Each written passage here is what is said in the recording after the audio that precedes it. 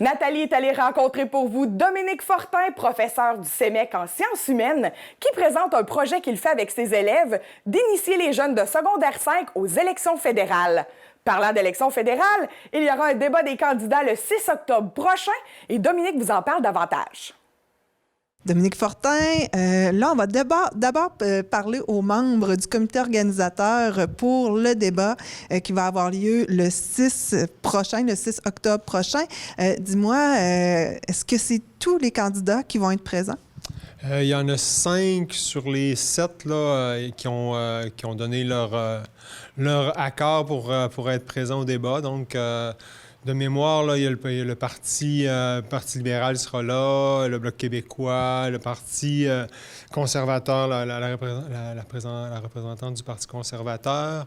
Ensuite, le Parti Rhinocéros, le candidat pour le Parti Rhinocéros sera là. On est rendu à 5? Je pense qu'on les a tous. Il en manquait 2 qui avaient refusé, là, le Parti vert qui ne serait pas présent, puis le Parti populaire du Canada. Donc, il en manquait 2.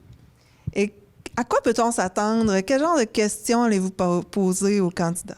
D'abord, j'aimerais dire, c'est un comité, on s'est formé là, de différents organismes, là, la MRC, la Chambre de commerce, la CDC et le CEMEC, qui se sont réunis. Là, dans le fond, on a formé un petit comité pour organiser, mais aussi pour identifier les questions, les enjeux qu'on allait traiter. On a essayé d'en traiter, évidemment, c'est toujours difficile de faire un choix, mais il y a des questions plus qui touchent peut-être plus la Matapédia ou en tout cas la région d'ici. D'autres qui sont plus, dans le fond, des questions qui seraient plus nationales, là, qui touchent autant le Canada. Mais évidemment, on ne peut pas passer à côté de l'enjeu climatique. Il fallait revenir là-dessus absolument, voir comment les partis se positionnent là-dessus. Mais il y a des questions sur l'économie, donc les enjeux sur le bois d'œuvre, sur l'agriculture, notamment sur les produits laitiers. Il y a des questions un peu plus aussi sur la couverture cellulaire. Donc, on touche vraiment, je dirais, une assez grande variété là, de questions. On touche différents domaines qui va permettre, je pense, après coup, d'avoir un aperçu assez clair là, des positions des partis et comment les candidats peuvent répondre à ces questions-là. Et est-ce qu'ils ont un temps limite pour pouvoir répondre? Comment ça fonctionne? Par tirage au sort aussi? Bien, c'est certain étant donné qu'on avait fixé un petit peu un temps limité, là, que ça ne devienne pas trop long, on veut que ça soit autour de 2 heures là, qu'on puisse compléter le débat. Donc, évidemment, on a mis des temps, des durées pour certaines questions, de 1 à 2 minutes. Donc, c'est assez succinct, mais je pense qu'ils devront faire esprit de synthèse pour arriver à puis aussi, il y a 5 candidats quand même, là, donc ça juste de faire le tour des candidats. Et évidemment, on va y aller par tirage au sort là, dans l'ordre du tirage, puis ensuite, mais chacun aura l'opportunité de répondre à la question le premier. Donc, ça ira un peu à tour de rôle. Chacun pourra, à un moment donné, intervenir le premier là, durant le débat. Donc, c'est un peu comme ça qu'on a défini. Et donc, il y a une mise en contexte de la question. On rappelle un peu des faits là, concernant un enjeu et ensuite on pose la question et chaque candidat aura à débattre là, ou en tout cas, du moins à répondre à la question. Et le tout va se passer à la salle Jean Cossette.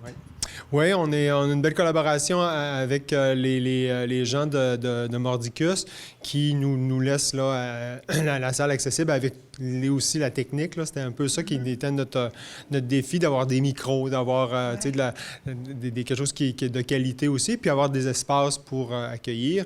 Donc, on a choisi un dimanche. C'était un risque, mais en même temps, des fois, la semaine, les gens sont pas mal occupés, les soirées, c'est difficile de rejoindre tout le monde. Le temps de la chasse, il y a un peu... Toutes ces données-là, on les a mis ensemble, puis on a dit un après-midi de dimanche, les gens sont plus disponibles, la famille, c'est plus facile aussi à gérer, les garderies, tout ça.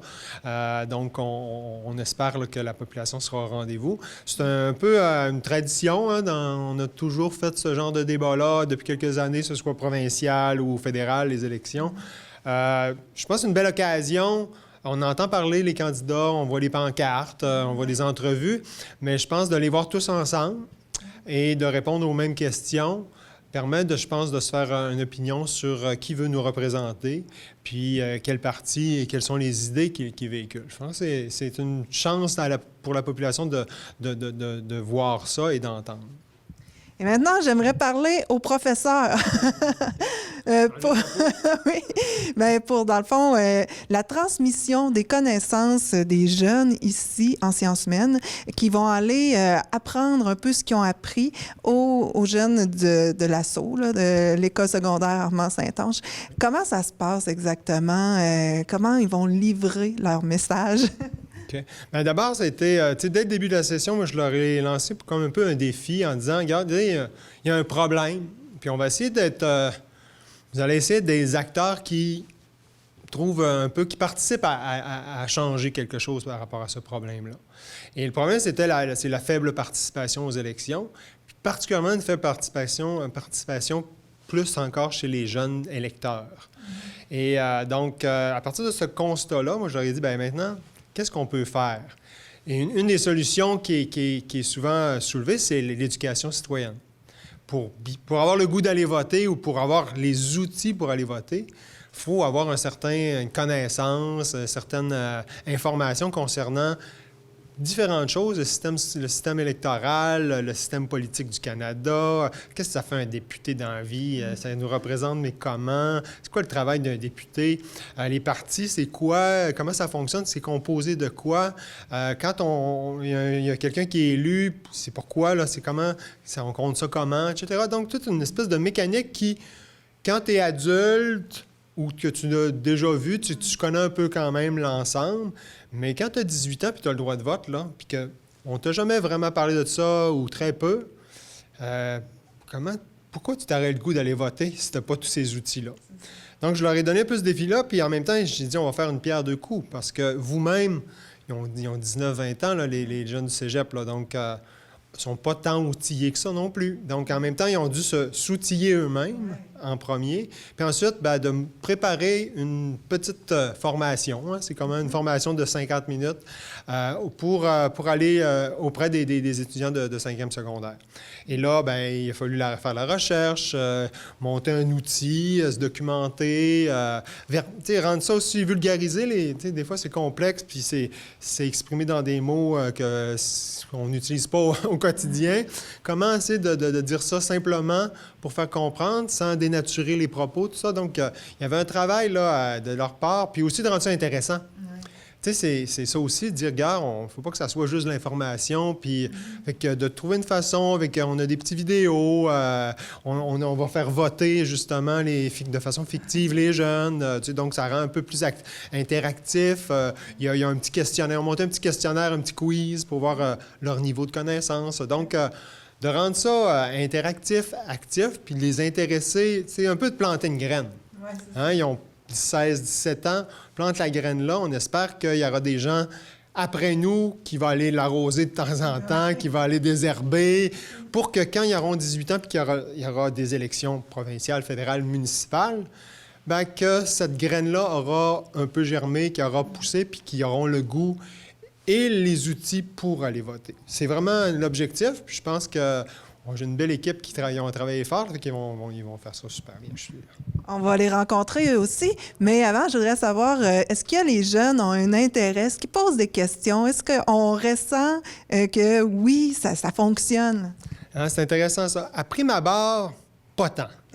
Mais quand ils commencent à fouiller un peu, elle commence à lire là-dessus, puis à jouer avec ces notions-là, député, gouvernement minoritaire, majoritaire, élection, mode de scrutin. Tu sais, quand ils commencent à fouiller là-dedans, là, les questions viennent. Puis là, l'intérêt vient parce qu'ils commencent à comprendre. Quand tu commences à comprendre quelque chose, tu veux en savoir encore plus. Quand tu sais rien, c'est comme ça éteint un peu en disant ça ne m'intéresse pas parce que je connais rien. C'est trop lourd, exactement. Mais dès qu'il met je dirais le pied dans la porte, on voit que là, ça s'ouvre, puis il y a de l'intérêt, puis ils posent des questions, puis ils veulent comprendre.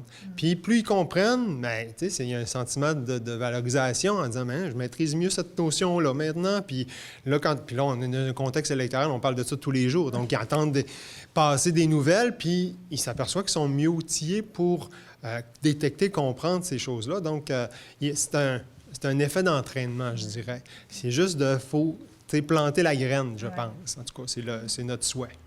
Alors, bravo pour cette initiative et puis on va voir ce qui va se passer aux élections. Oui. Merci. Merci beaucoup. Le débat des candidats sera aussi capté parce que l'équipe de la TVC sera sur place. Donc, vous pourrez avoir la chance de voir le débat des candidats. Nous vous préparons aussi une émission spéciale qui présente les candidats avec leur plateforme électorale. Le débat et l'émission spéciale seront présentés la semaine précédant les élections.